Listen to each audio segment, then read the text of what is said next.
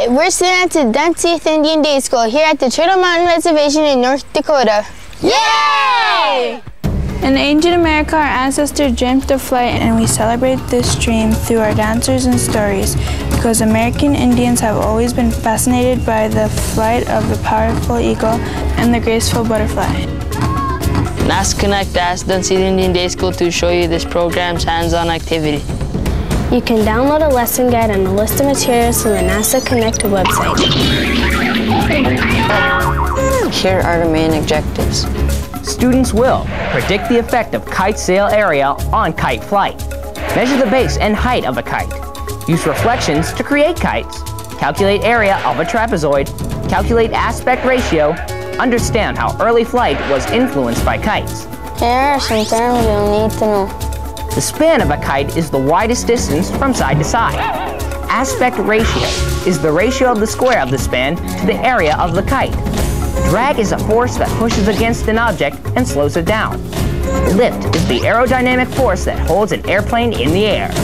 Good morning, class. Today NASA has asked us to investigate the size of kite sails to determine how area and aspect ratio influence flight efficiency. 3 kites will be built using different measurements as outlined in the lesson guide. First, hold the long end of a piece of 8.5 by 11 sheet of paper and fold it in half. Starting at the fold, measure 3.5 centimeters along the top of the paper and mark point A. Now measure 9 centimeters along the bottom of the paper, measuring from the fold. Mark point B. Draw a line segment AB. Reflect the line segment AB across the fold line. Call the reflection of point A, A prime, and the reflection of point B, B prime. Draw a line segment A prime, B prime.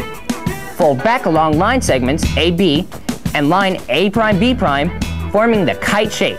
Place a piece of tape firmly where line segment AB and A prime, B prime meet. Place a skewer stick along the span of the kite and tape down firmly along the entire length of the skewer stick. Cut off any excess. Tape a kite tail to the bottom of the kite sail where point B meets point B prime. Starting at the top of the flap, which is labeled point F, measure 7 centimeters down along the flap and 1 centimeter in from the fold. Mark and label point E, then punch a hole at point E. All measurements will be recorded onto the worksheet. You will calculate and record the kite sail area using the given formula. Area equals 1/2 the height times the sum of B sub 1 and B sub 2, where H is the height and B sub 1 and B sub 2 are the bases. Remember to multiply the value by 2 to calculate the sail area.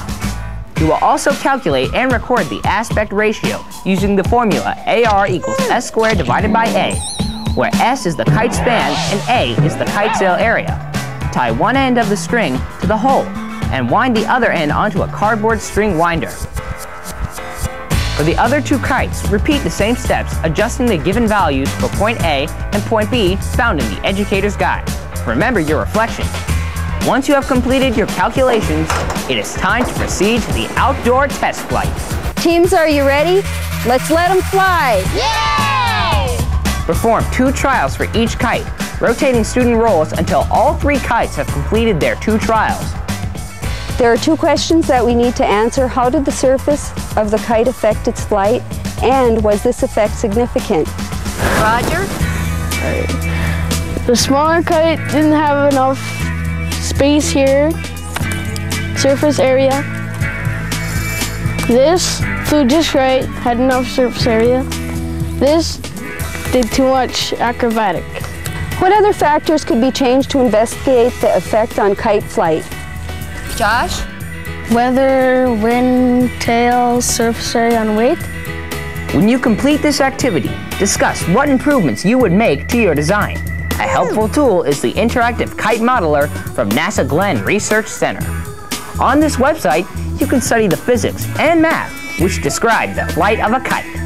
You can choose from several types of kites and change the shape, size, and materials to produce your own design. By selecting the Field button, the kite flies with the control line running from you to the kite. Depending upon your choice, different variables are shown. The values of these variables are shown on the output panel.